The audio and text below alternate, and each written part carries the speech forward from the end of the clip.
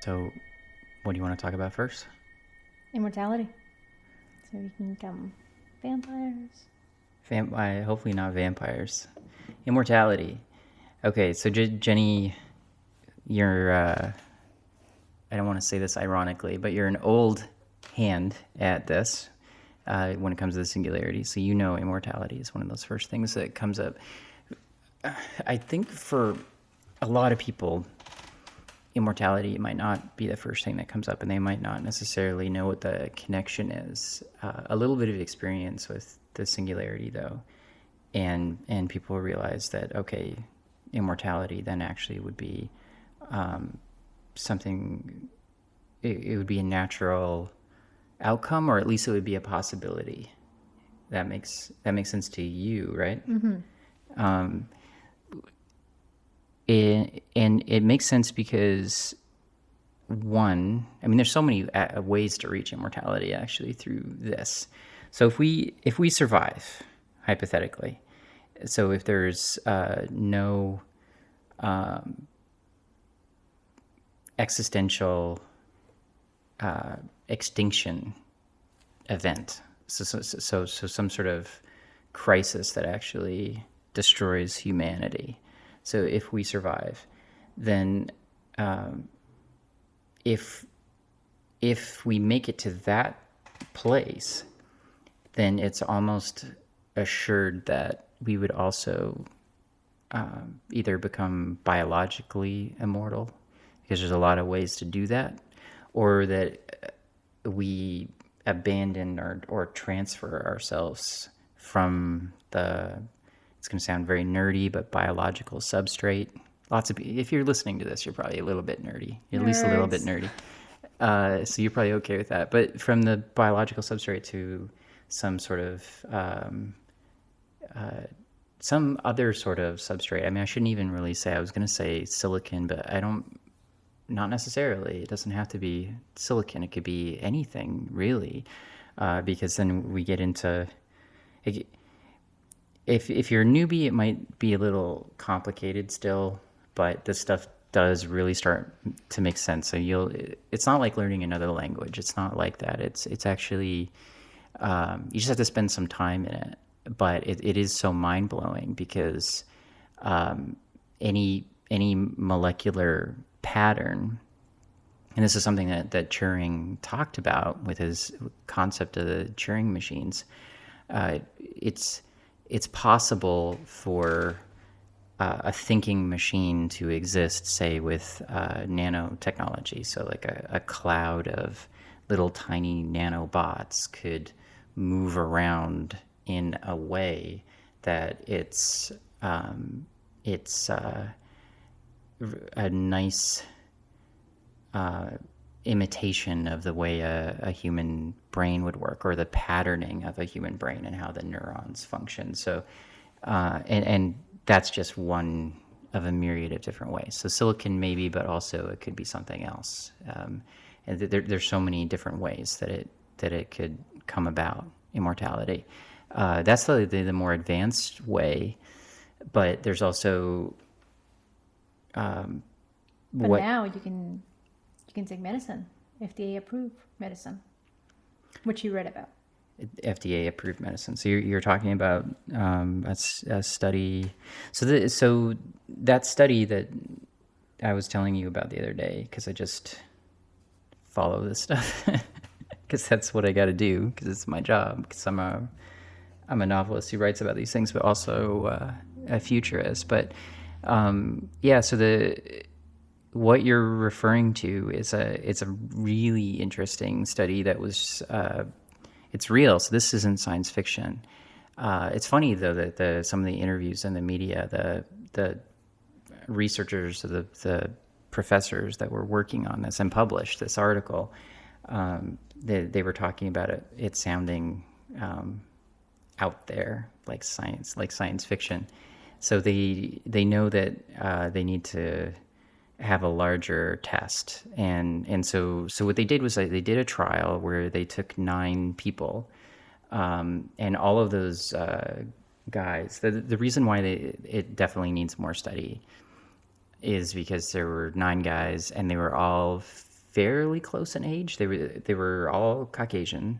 They were all males, and they were, I think it was between 50 and 65, or 51 and 64, something like that. It was a fairly close range, and they took these three different drugs that are each of them FDA approved, but they're not FDA approved for the purpose of anti-aging. They're approved for other things. Two of them are diabetes drugs, and then the third is a form of human growth hormone. That So doesn't mean go get yourself some diabetes now. yeah, I mean, it'd be great if you could get the drugs, Right. But yeah, I don't think there's any insurance plan that would let a doctor prescribe things to you for anti-aging.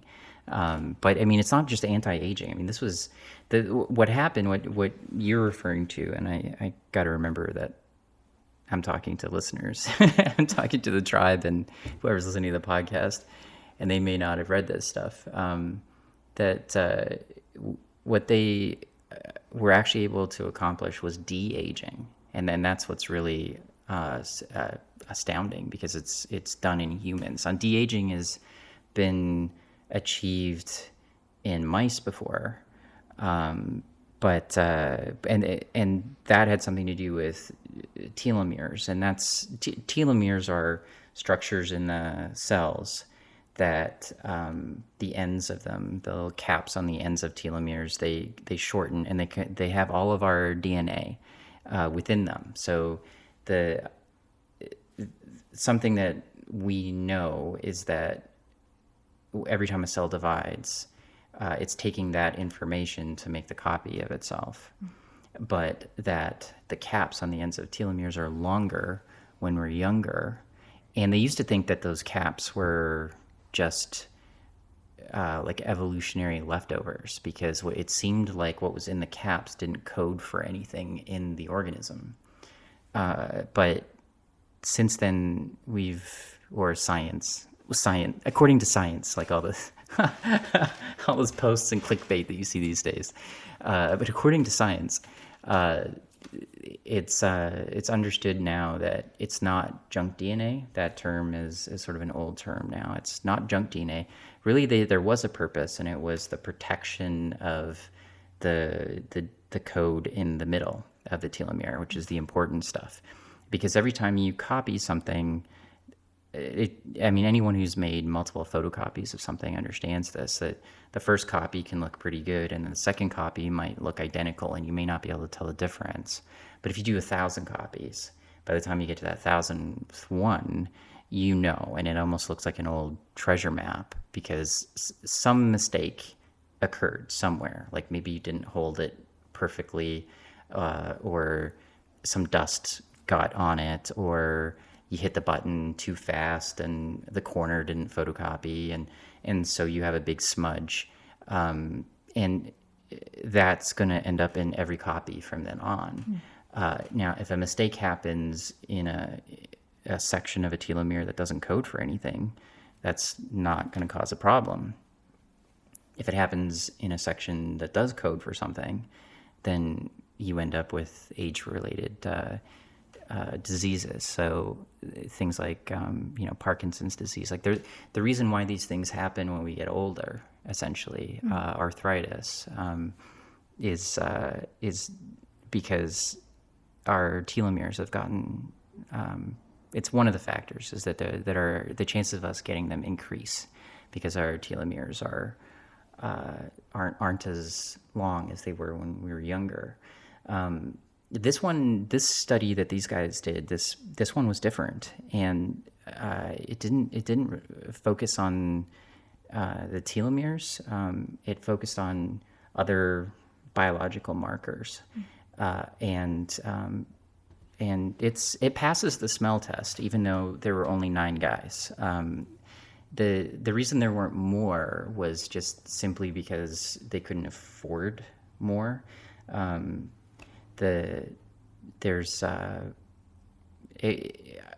I think I have heard, but it's secondhand, that it was $10,000 for the year for each person. Wow. So it was expensive.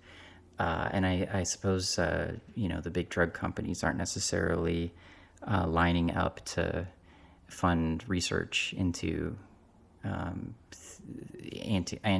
de-aging, essentially, because maybe it sounds a bit too much like science fiction, but also, you could, a pill that de-ages you could charge a lot for, but I don't want to be too conspiracy theoristy about it, but you do wonder then, how much are we making from all of the things that treat all of the ailments that come from aging and that we wouldn't. Right. Probably more. But maybe I'm being paranoid. But yeah, there's a lot less funding than you'd think. There won't be a podcast unless you're paranoid. Yeah. Yeah. I mean, that I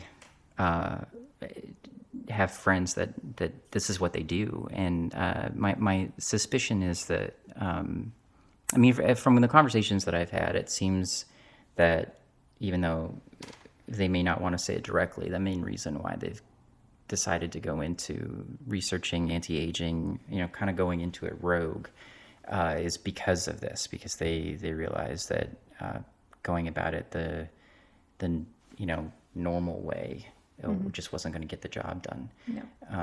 So I think this is almost like a proof of concept film. Like when we made our short film that's playing behind me here, the post-human short. The idea was it's a proof of concept that we could make a larger feature.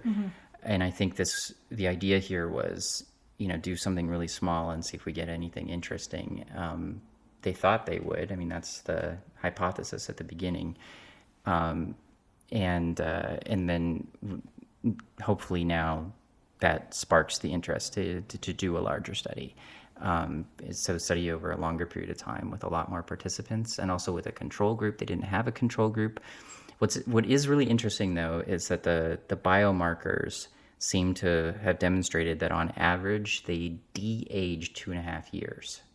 So it's something that they did for a year, and then they de-aged. So these biomarkers are like they're essentially they're clocks,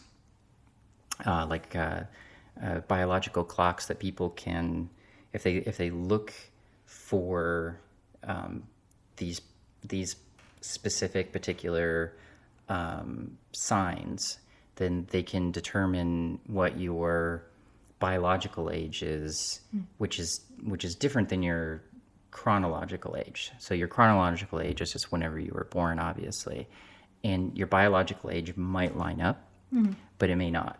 Right. And because of, it's also possible that they can have a pretty good idea of when you're going to die. And it's like you when we go to the liquor store. You still get ID. I still get ID'd. You're 42. Yes. Yeah. And we live in Canada, and the drinking age is 19. Right. But I still get ID'd. Yeah. So what the hell is my biological age? I don't know. I'm going to have to get this done, actually, and find out what it is, and then hand it to the cashiers at the liquor store. Yeah, 2.5 years, though. It's amazing. So that's really, really promising. And I think that I don't even want to call that first-gen de-aging. I just think that what people are going to accept in the next few years, unless we end up with superhuman artificial intelligence, and then all bets are off if it happens before, like, let's say it happens in the next 5 years. But if we don't have superhuman artificial intelligence in the next 5 years, and it takes 20 years or 15 years, I think in the next decade, we're going to find that the first drugs or treatments or combinations of treatments that will actually de-age people will exist, and that's gonna change things, and it will change how you would think about life, and especially if it appears that there may not be an end to your life, and that's a whole area of study that nobody is really looking at, as far as I know.